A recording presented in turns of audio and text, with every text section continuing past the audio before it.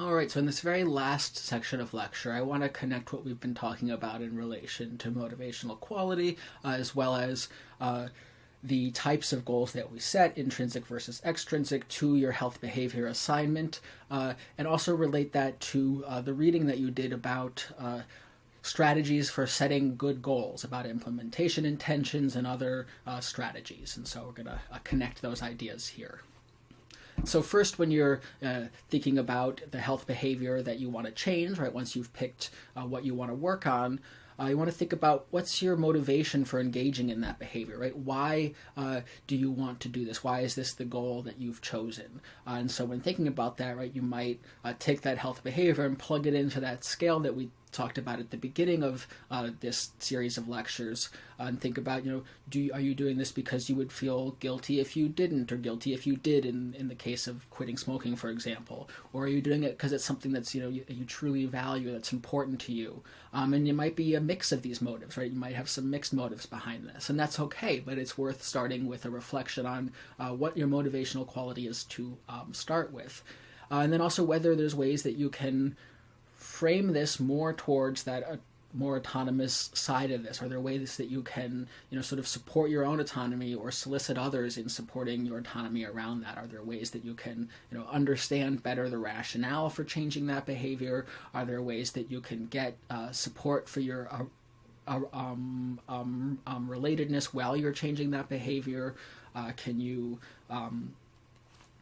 sort of focus more on the intrinsic aspects of that goal? And so in relation to the motivation itself, right, also think about whether this is an intrinsic or an extrinsic goal itself, right? Is your goal to, lose weight because you, want to look really good in a swimsuit? I'm not sure who's going to see you these days, but let's just pretend that that's the example. That's always the sort of classic one that they use. Or are you wanting to, lose weight because you really want to, feel more energetic and feel healthier? And so in which case you would really want to, shift your goal and the focus of that to more of the health side, right? Because that's more of an intrinsic goal. That's going to fit better with intrinsic, more identified motivations. And so really framing your goal as much as possible to yourself in terms of these more intrinsic motives and aspects of the goal.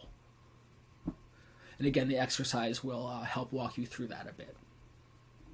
Then also in terms of actually succeeding in this goal, right? It's great to be really, have high quality motivation and really value it, but how do you actually make that happen? These things can still be difficult. And so here we're drawing on some other research and theory from, health psychology specifically, but also just general social psychology and behavior change work, right? And so it really is important to frame your goal in terms of a behavior. And this is important because a behavior is something that you can control, right? So we're going to talk about weight and weight loss a lot more in the later lecture, but as we're going to learn, we don't really have direct control over how many pounds we lose. There's not a perfect algorithm or any clear algorithm at this point for this much exercise and this much diet, I'm going to lose 15 pounds, right? We don't have direct control over that. We certainly have some things we can do that might impact that.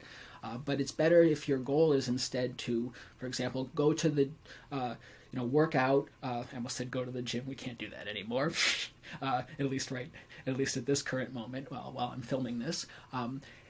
But let's say that it's to do 30 minutes of yoga 3 times a week, right? That's a behavior. You have control over that. And that, may have an effect on your flexibility. If you, do decide that you're going to do a cardio program 4 times a week for 30 minutes, right? You may lose weight because of that, but you also may not, depending on where you're starting from and for all these different reasons. But you're more likely to lose your motivation, right, if you don't see the outcome that you'd like.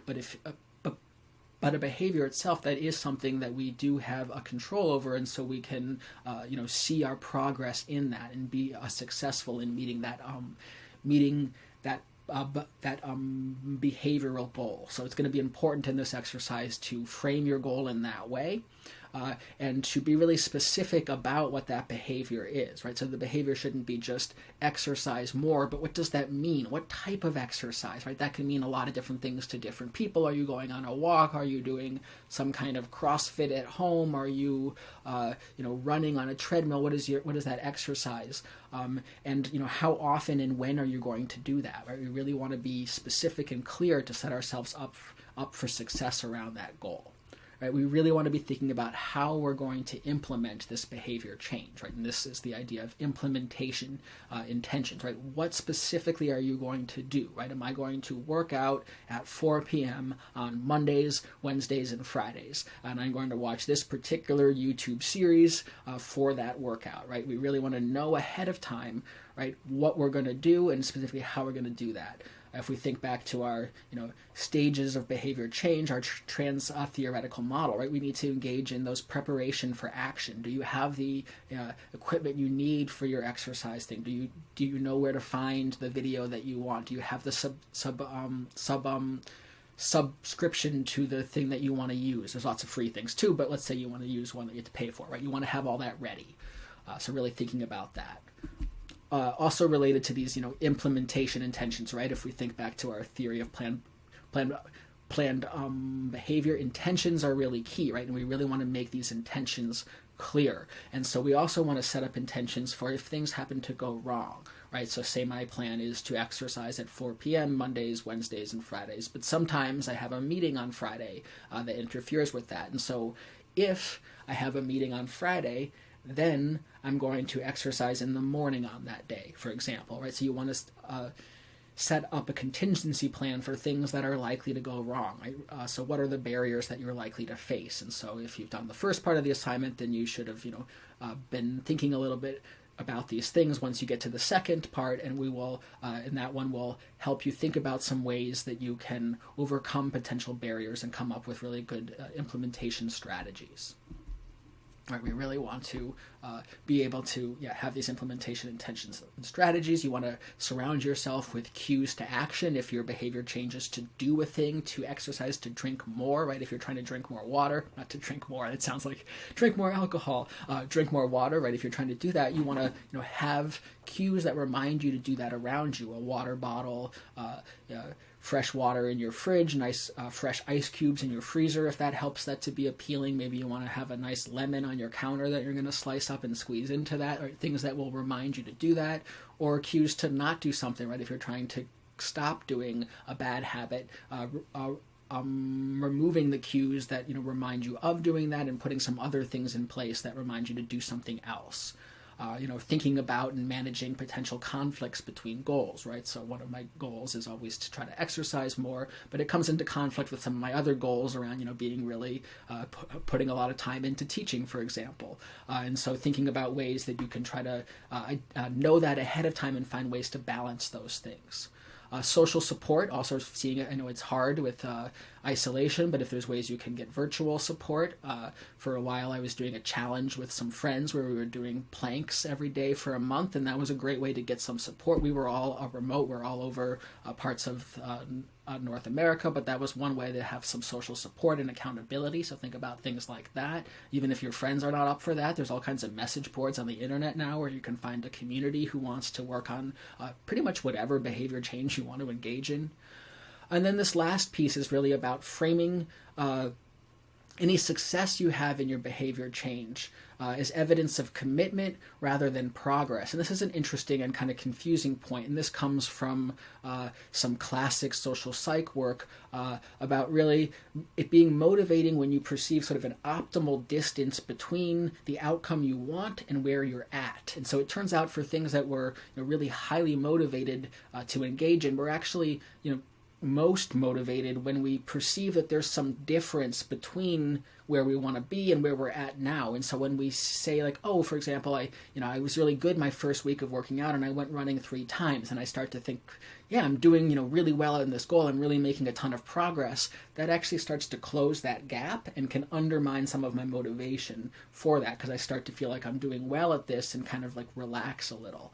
And so better than that is to frame any progress or success you make as evidence of commitment. I'd say, wow, I really did really great on my first week of running. I ran 3 times. This means I'm really committed to my goal. I'm going to really keep this up. And so that's kind of a cognitive strategy that you might engage in.